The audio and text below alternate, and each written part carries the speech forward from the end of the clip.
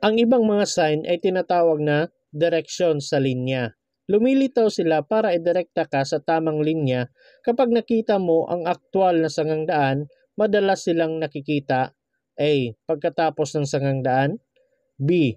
Bago ang sangangdaan, C. Sa sangangdaan. Ang tamang sagot letter B. Bago ang sangangdaan. Sa linya ng paghinto bago ang tawiran ng mga tao, ang driver ay nasahang A. Huminto, B. Umapak sa preno, C. Magpatuloy. Ang tamang sagot letter A. Huminto. Kapag lumiko sa isang sangangdaan, kailangan mo bang magbigay daan sa mga taong naglalakad? A. Oo. Ang driver na paliko sa kaliwa o kanan ay dapat magbigay daan sa taong naglalakad. B. Oo kapag paliko lamang sa kaliwa. C. Oo kapag paliko lamang sa kanan. Ang tamang sagot letter A. Oo, ang driver na paliko sa kaliwa o kanan ay dapat magbigay daan sa taong naglalakad. Ang dubling putol-putol na puting linya sa kalsada ay nangangahulugang A. Ipinagbabawal ang pag-overtake sa kanang bahagi ng kalsada. B. Ipinagbabawal ang pag-overtake sa kaliwang bahagi ng kalsada. C. Pinahihintulutan ang pag-overtake sa kaliwa o kanang bahagi ng kalsada kung walang panganib. Ang tamang sagot letter C. Pinahihintulutan ang pag-overtake sa kaliwa o kanan na bahagi ng kalsada kung walang panganib. Magmamaneho ka na dapat papauwi. Nakakaramdam ka ng sobrang pagod at may matinding sakit ng ulo. Dapat kang A. Maghintay hanggang ikaw ay maayos na bago magmaneho. B. Maghintay ng sandaling oras at saka magmaneho ng mabagal. C. Magmaneho papauwi ngunit uminom para sa sakit ng ulo. Ang tamang sagot letter A. Maghintay hanggang ikaw ay maayos na bago magmaneho. Ano ang iyong responsibilidad bago ibiyahe ang iyong kargamento? A. Siguraduhin na ang kargamento ay nasa maayos na kalagayan. B. Lahat ng pagpipilian ay tama. C. Siguraduhin na ang mga kargamento ay nasa listahan o manipesto. Ang tamang sagot letter B. Lahat ng pagpipilian ay tama. Alin sa mga sitwasyong ito ang hindi mo dapat subukang mag-overtake? A. Sa gabi. B. Sa isang bulag na kurbada. C. Kapag umuulan. Ang tamang sagot letter B. Sa isang bulag na kurbada. Maliban sa pagbukas ng iyong signal, ano ang marapat mong gawin kung patungo sa highway? A. Itugma ang bilis sa daloy ng trapiko sa loob ng highway. B. Bawasan ang tulin ng takbo upang makaiwas sa road crash. C. Tuluyang huminto at hintaying maging maluwag at ligtas ang daanan. Ang tamang sagot letter A. Itugma ang bilis sa daloy ng trapiko sa loob ng highway. Bakit dapat suriin ang iyong sasakyan kapag maglo-long expressway journey? A. Maaring bumagal ang iyong takbo kapag hindi na-check. B. Ang mabilis na pagpapatakbo ay maaring magdulot ng pagkasira ng iyong sasakyan. C. Hindi nag-aayos ng sira ang mga istasyon ng serbisyo sa expressway. Ang tamang sagot letter B. Ang mabilis na pagpapatakbo ay maaaring magdulot ng pagkasira ng iyong sasakyan. Kailan ka dapat bumusina? A. Kapag gustong gabalain ang ibang motorista. B. Kapag magbigay babala sa iyong presensya. C. Kapag tatawagin ang pansin ng kaibigan. Ang tamang sagot letter B. Kapag magbibigay babala sa iyong presensya. Kailan pwede ang pagdaan sa kahit anong direksyon kapag dalawang buong dilaw na linya ang nasa gitna ng daan? A. Ang pagdaan ay hindi maaari sa dalawang buong dilaw na linya. B. Sumunod sa mabagal na truck. C. Nasa expressway lamang. Ang tamang sagot letter A, ang pagdaan ay hindi maaari sa dalawang buong dilaw na linya. Sinusubukan mo ang iyong suspension. Napansin mo na ang iyong sasakyan ay patuloy na kumakaldag kapag pinipindot ang iyong preno. Ano ang ibig sabihin nito? A. Mga gamit na shock absorber. B. Ang manibela ay hindi matatagpuan sa gitna. C. Mga gasgas na gulong. Ang tamang sagot letter A, mga gamit na shock absorber. Kapag may kasunod na ambulansyang nagmamadali, ang dapat mong gawin ay A. Agad-agad na pumreno at huminto sa daan. B. Panatilihin ang bilis sa daan. C. Gumilid at paraanin ito kung maaari. Ang tamang sagot letter C, gumilid at paraanin ito kung maaari. Ang panuntunan sa karapatan sa daan ay nagbibigay sa atin ng A. Karapatan bilang isang driver. B. Lahat ng nabanggit. C. Panuntunan kapag tayo ay nagbibigay daan sa iba. Ang tamang sagot letter B. Lahat ng nabanggit. Ang mga ambulansya ang naghahatid sa mga may sakit at nasugatan sa ospital. Ang mga truck na pamatay sunog ang nagpapatay sa sunog. Ang mga sasakyan ng mga pulis ang naghahatid sa mga pulis na kailangan sa isang sitwasyong may kagipitan o emergency. Kung A. Harangan ang kanilang daanan at huwag silang padaanin. B. Magpadaan sa pamamagitan ng pagtabi sa kaliwa o kanan ng daanan depende sa kalagayan. C. Huwag silang pansinin sapagkat wala kang pakialam sa kanilang trabaho. Ang tamang sagot letter B. Magpadaan sa pamamagitan ng pagtabi sa kaliwa o kanan ng daanan depende sa kalagayan. Ilang stop lamp o ilaw ang kinakailangan sa mga motorsiklo?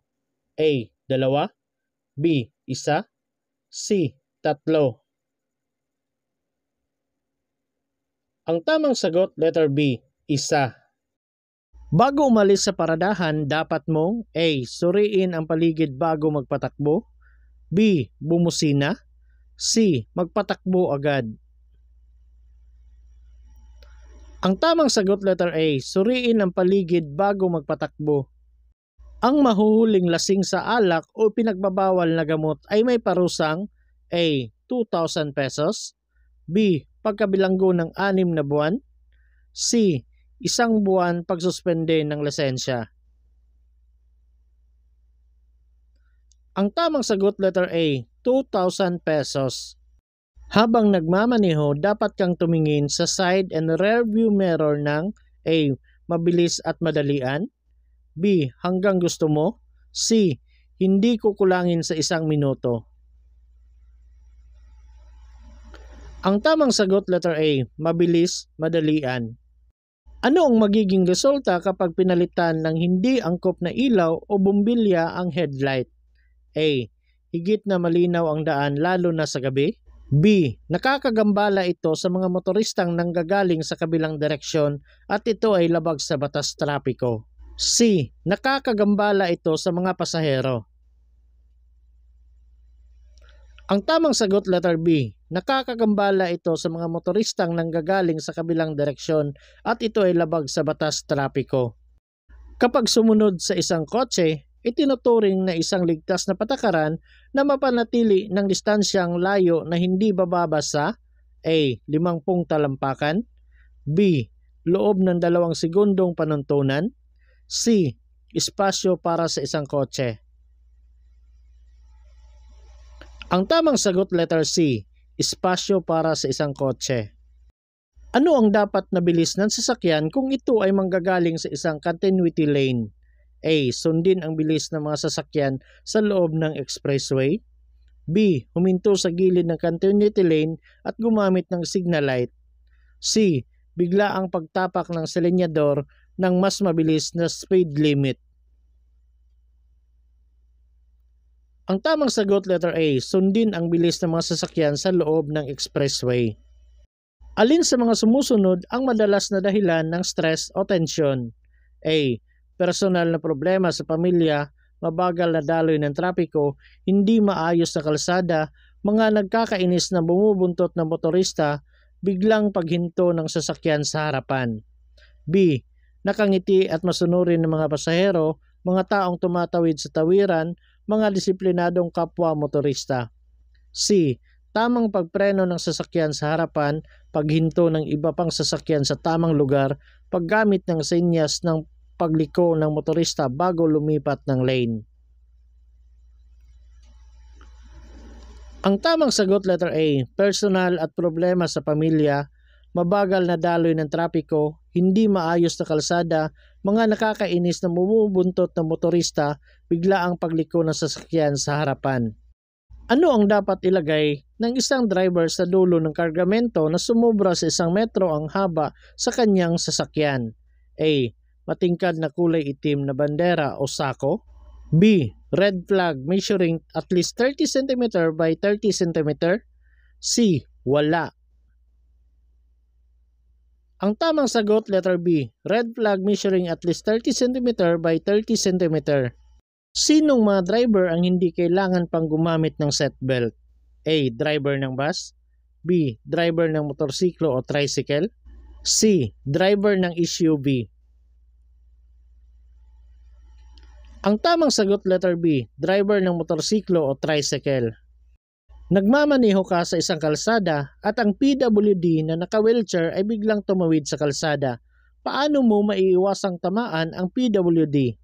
A. Bilisan ang pagmamaneho. B.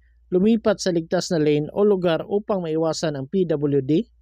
C. Maghanda sa paghinto. Ang tamang sagot letter B, lumipat sa ligtas na lane o lugar upang maiwasan ang PWD. Ang mga lugar na ito ay hindi maaring magparada ang mga sasakyan.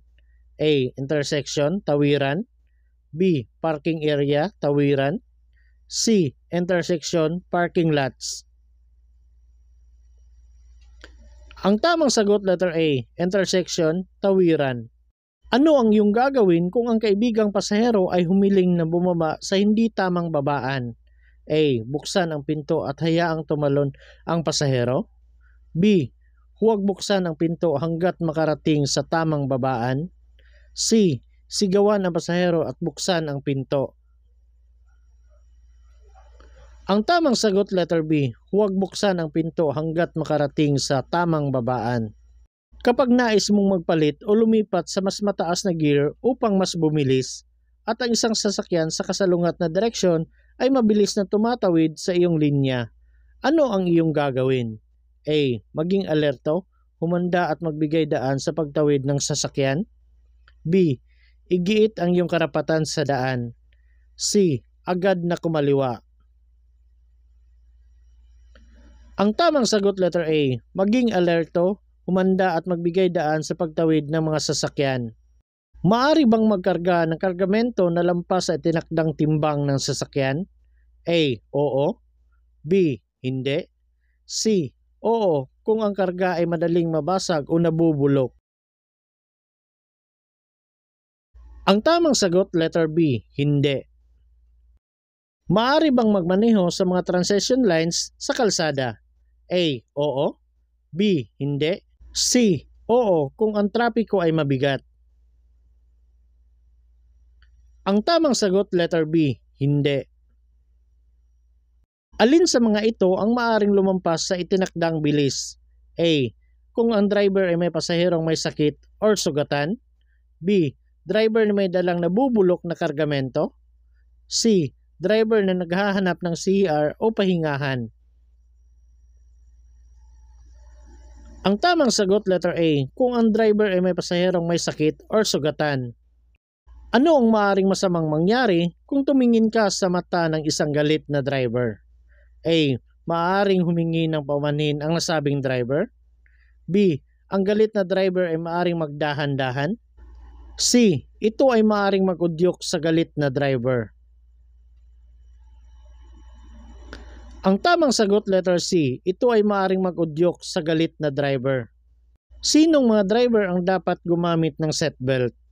A. Sa mga may hawak ng lisensyang non-professional at professional. B. Para sa mga driver ng pampublikong sasakyan. C. Para sa mga hindi professional na driver particular sa mga magagaan na sasakyan. Ang tamang sagot, letter A, sa mga may hawak ng lisensyang non-professional at professional. Ano ang iyong nilabag kung ikaw ay nagmamaneho ng mabagal sa isang linya na para lamang sa pag-overtake? A. Pagharang o obstruction. B. Pagtakbo ng mabilis. C. Mabagal na pagtakbo.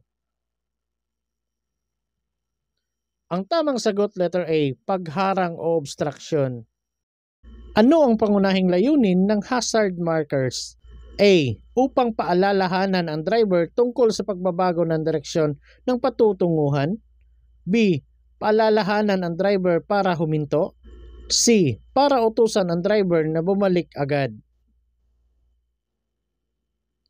Ang tamang sagot, letter A, upang paalalahanan ang driver tungkol sa pagbabago ng direksyon ng patutunguhan. Ano ang pinakamasamang mangyayari sa isang away kalsada? A. Kamatayan. B. Mas maraming kaibigan. C. Refreshment. Ang tamang sagot, letter A, kamatayan.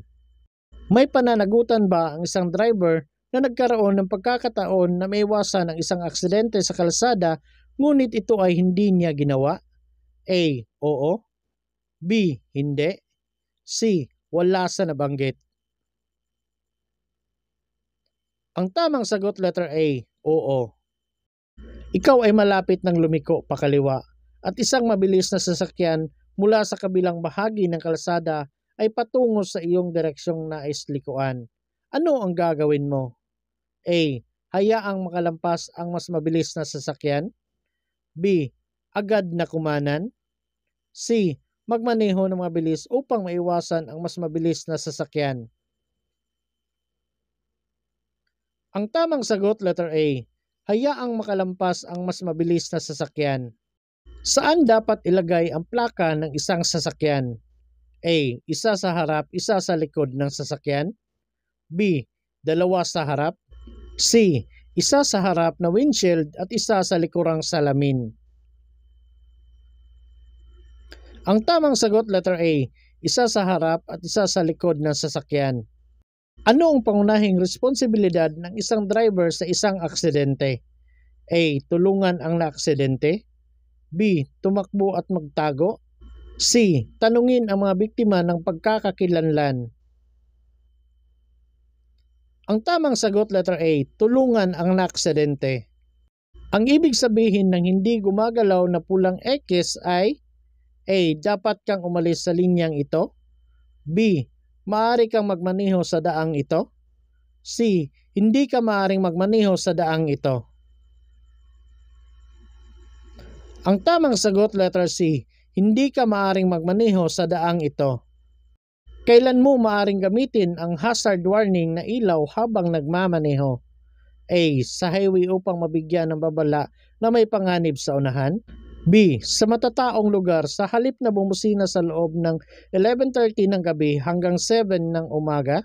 C. Sa panlalawigang ruta pagkatapos ng babala ng mga hayop.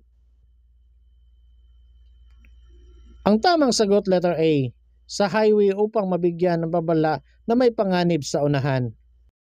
Nakita mo ang yellow box sa intersection, hindi ka makakapasok dito maliban kung A. Tiyak na makakapasok ng mahigit sa kalahati nito. B. Tiyak na makakalabas ka sa kabila nito. C. Tiyak na mapapasok mo ito ng lubos. Ang tamang sagot, letter B, tiyak na makakapasok ka sa kabila nito. Pumasok ka sa lugar ng mga ginagawang kalsada kung saan pansamantalang may limitasyon sa bilis ng sasakyan. Ikaw ay dapat A. Sundin ang limitasyon lamang tuwing rush hour. B. Sundin ang limitasyon ng bilis tulad ng nasa batas. C. Hindi lalampas sa limitasyon ng bilis. Ang tamang sagot, letter B, sundin ang limitasyon ng bilis tulad ng nasa batas. Ang paglusot o overtaking sa pataas na kalsada patungo sa tulay ay pinagbabawal maliban kung A. Malinaw na nakikita ng gumamaneho ang daan sa layong hindi bababa sa 75 metro. B. malinaw na nakikita ng nagmamaneho ang daan sa layong hindi bababa sa 100 metro? C. Malinaw na nakikita ng nagmamaneho ang daan sa layong hindi bababa sa 150 metro? Ang tamang sagot letter C. Malinaw na nakikita ng nagmamaneho ang layong hindi bababa sa 150 metro.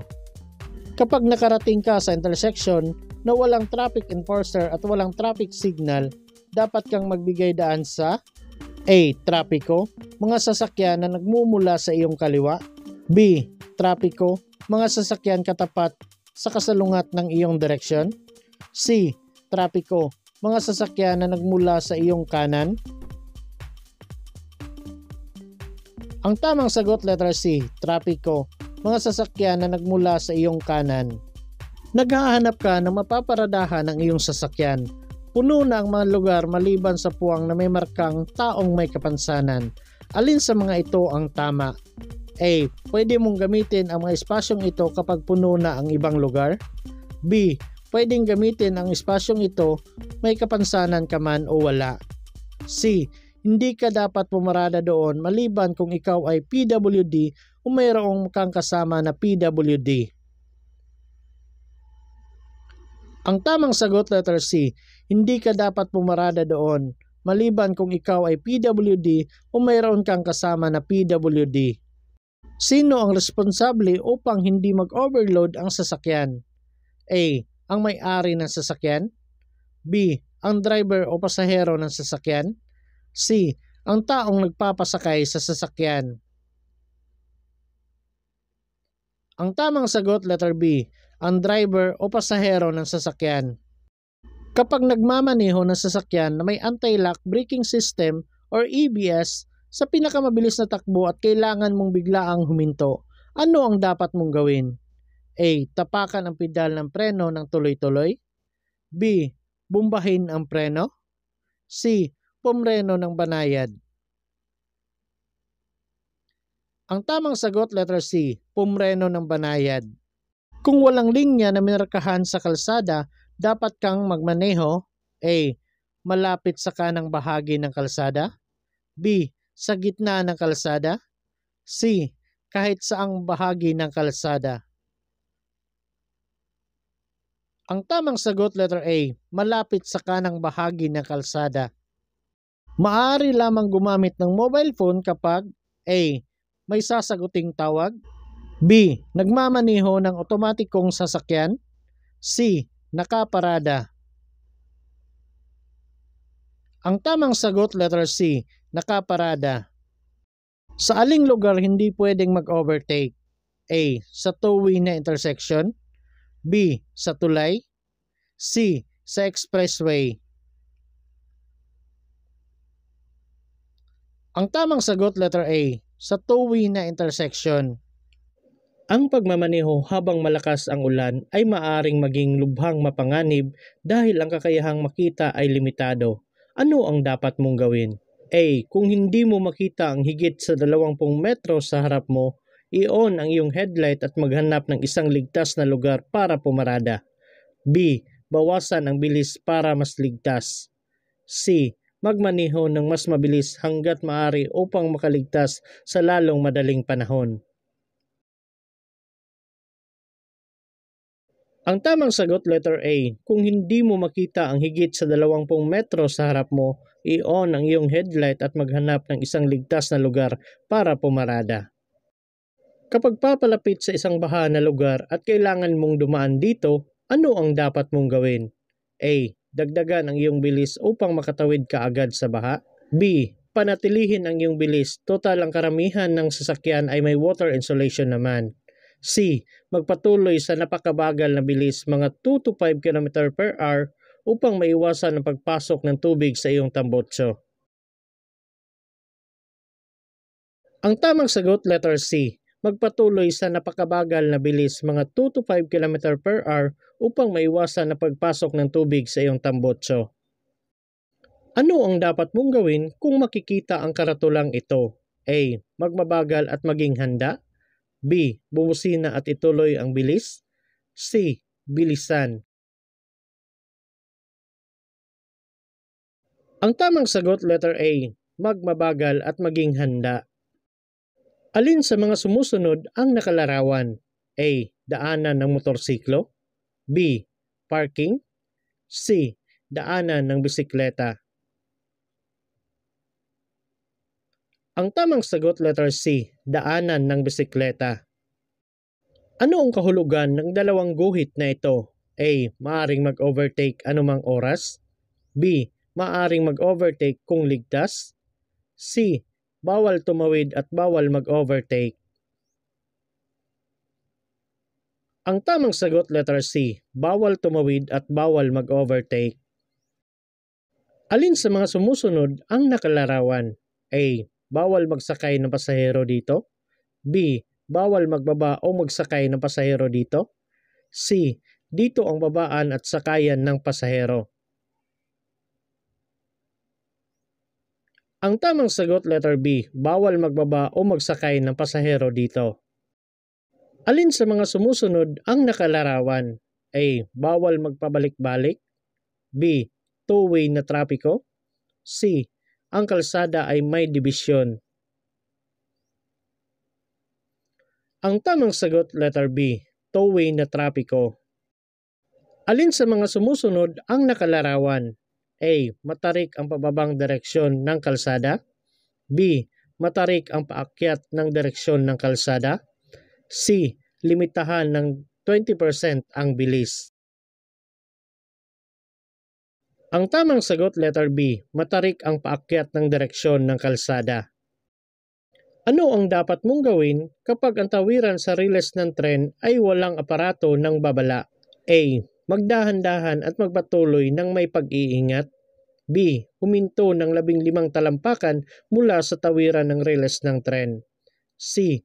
Bilisan ang iyong bilis at tumawid ng mabilis.